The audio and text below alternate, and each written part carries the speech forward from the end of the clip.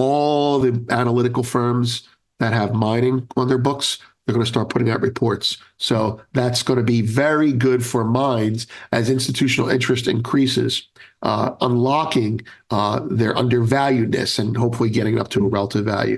So I think mines should outperform bullion in the next leg, provided bullion remains stable. Welcome to the Morning Markets and Metals with Vince Lanci, where each day he brings you the precious metals and financial news to get you ready for your day. And now, here's Vince. Good morning. I'm Vince Lanci, and this is the morning meeting. Today, we're going to be talking about silver mines. Before we get started on that, let's do the markets themselves. The dollar is up 15. 10-year yields are flat. S&P 500 is down 5 handles. The VIX is 1484, up 16. Gold is down 24 bucks at 23.11. Silver is down 57 cents at 26.55. Copper is down almost 6 cents at 4.57.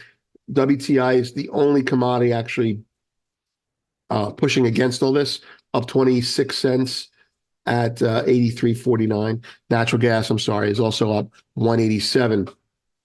Bitcoin and Ethereum both destroyed, 61,000 and change, down 4.3%. Ethereum is down over 6%, closing in on 7 at 29.98. Platinum, palladium are both down. Palladium down 20 at 950. Platinum down 12 at 936. Grains are also down. Wheat is the weakest, I think, down 8 cents at 600. Okay, so before we get that, if you're looking at the commodity markets, notice that the commodity markets are weak and the stock market is relatively stable, and the dollar really isn't doing much to warrant these type of moves if you're looking at correlations. So I'll give you some framework to look at there. Commodities have had a very nice run recently, and that's a result of a couple things. One is the world has gone from, in its recovery, it's gone from consumption to manufacturing. So all the manufacturers are buying commodities, and all the speculators are buying commodities ahead of them. And China is supposed to be coming out of its problems with some stimulus. Bazooka, if you want to call it that, has been part of that reason. Copper is an example of that. Very recently, it had a very big move. Now, the things pushing back against that are, okay, you have a healthy, possibly healthy retracement. What would be causing that? Well, maybe something is faltering in China, and certainly something could be faltering in China when you consider that the yen keeps debasing. If the yen keeps getting weaker, the Chinese yuan may have to weaken. If Chinese yuan does weaken, then that's less buying commodities out of China. So you got to wrap all that together. The thing that's easiest to grasp, I think, for Americans is, well, the Fed is going to be doing their rate decision tomorrow. Now, while I don't think there's a chance that they're going to be a reasonable chance that they're going to raise rates, I think that people are a little bit nervous and trying to book some profits. So there's the markets themselves. Let's get to the story. There's two things today. There's one thing today, plus a little story by me. There's the front page. Again, this report is really something you want to look at. The silver pages. All right, before we get started on the silver page, I'm going to tell you a little Echo Bay mine story. When I was a market maker on the floor trading silver options, that's where I got my start.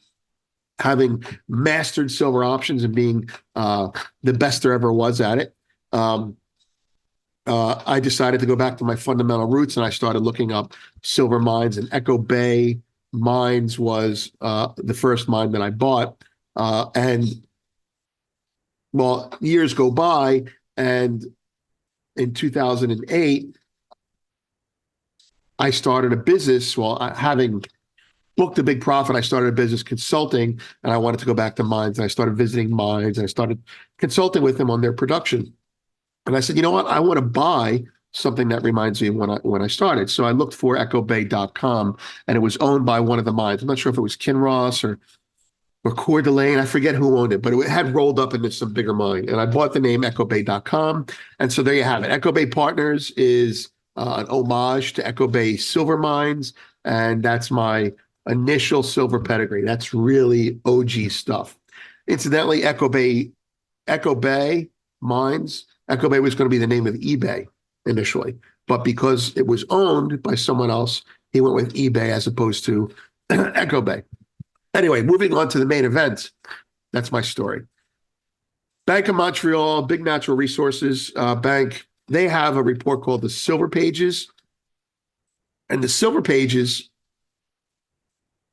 as you would think, is about silver mines, right? So it is a comprehensive review of operating and valuation metrics for a broad universe of North American and global silver companies. The data set can be used to evaluate the relative investment merits of global silver stocks based on consistent and rigorous analysis over a range of valuation and commodity price scenarios. That's their self-description. Now, this is a very dry report, very balance sheet oriented, very Excel spreadsheet oriented, with some very helpful charts, but not very user-friendly looking if you're a retail investor like I am. I'm going to go through a couple of the slides there. One thing I'll say is that there's not a lot of writing in this, but it's what comes out of this. You know, this was put out on the 29th of April. Look at the date there. 2 days after Newmont, right? After UBS. All the analytical firms that have mining on their books, they're going to start putting out reports. So that's going to be very good for mines as institutional interest increases, unlocking their undervaluedness and hopefully getting up to a relative value. So I think mines should outperform bullion in the next leg, provided bullion remains stable. Down $24 in gold, that is stable. Okay, let's not get crazy. Down 60 cents in silver, that is stable within a range. All right, so let's look at a couple slides, give you an idea, some color for this. There's the table of contents. Table of contents is pretty thorough. I put a red rectangle around stuff that I'm looking at as a trader. Silver price sensitivity makes it more of a beta play. Next chart. There's a silver price sensitivity showing by mines. Some of the mines are Core Mining, First Majestic, Fortuna, Hecla, Pan American, Gatos, Go Gold, Mag Silver, and Silver Crest. All right, and they go through all those based on different price scenarios for silver.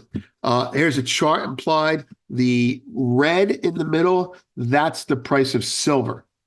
Okay, to the left is net present value sensitivity. So it's kind of like if silver moves, are they less or overly or more sensitive to silver? So if you want a pure play on silver, if you want a play that's more leveraged to the price of silver, you're going to go with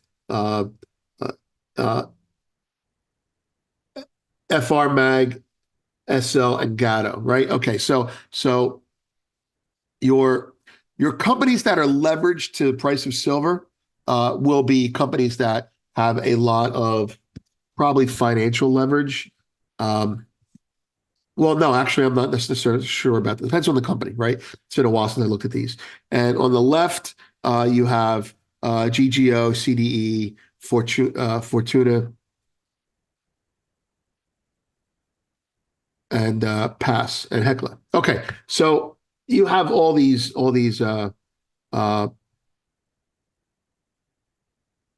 mines, and what are these stripes here? Okay, the large are with the stripes, and the medium size are without the stripes. So you could see that in general, the larger mines are less sensitive to the price of silver. Now, that could be because they have other metals in their portfolio. It could also be because they have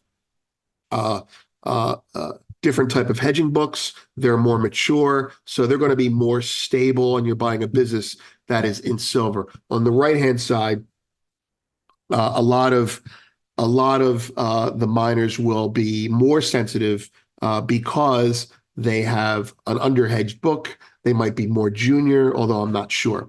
All right, so that's my rambling comment on that. Here is the BMO Commodity Forecast assumptions.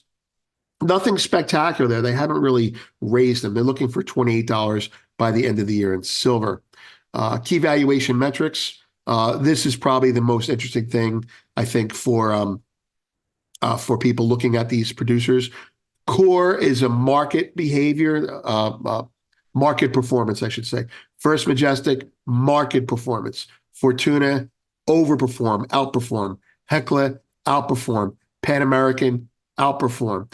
Gatos, market. Go Gold, outperform with an S. I don't know what that S means. Mag Silver, outperform. Silvercrest, outperform.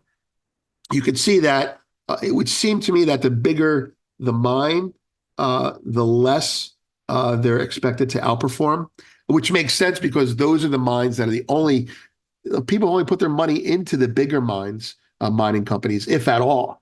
This is consistent. You want to see this. That means these smaller mines or majors that haven't been discovered yet are the ones that are undervalued, and this is consistent with things. And that's their pick of what they like. Also, we have a BMO Metals brief. This is actually very good. I haven't seen this in a long time, but silver's on everyone's radar. Getting to the news. Elon Musk wrapped up his visit to China. Again, what did I say yesterday? Don't short Elon Musk. Well, there you have it. He got what he wanted out of them. I don't know what that means, what he gave to get it, but, he may end up buying TikTok for all I know. Currency traders warn Japan's government that it will need to repeatedly act to buoy the beleaguered yen-driven economic force. Everyone's talking about the yen yesterday. Well, that's because the Bank of Japan seemed to come in to knock it back in place, which means they're getting a little bit nervous. Federal regulators fine wireless carriers Verizon, AT&T, T-Mobile, and Sprint nearly $200 million for sharing customers' location data without consent. Again, bigger incumbent technological companies are getting attacked by the federal government. Not that they don't deserve it. Geopolitics, it's more the same, and it's just not good. The IDF, on a good note, right? They're talking. It says the invasion possible.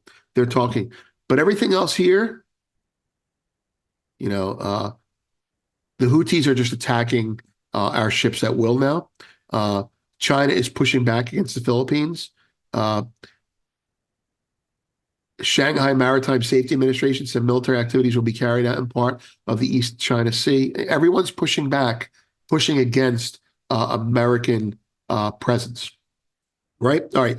Data today is the S&P Case-Shiller Home Price Index, 20 cities. Wednesday is the federal interest. And there's the reports promised for premium subscribers. Have a great day. I'm Vince. Catch you later. Echo Bay Mines. And by the way, I own Echo Bay.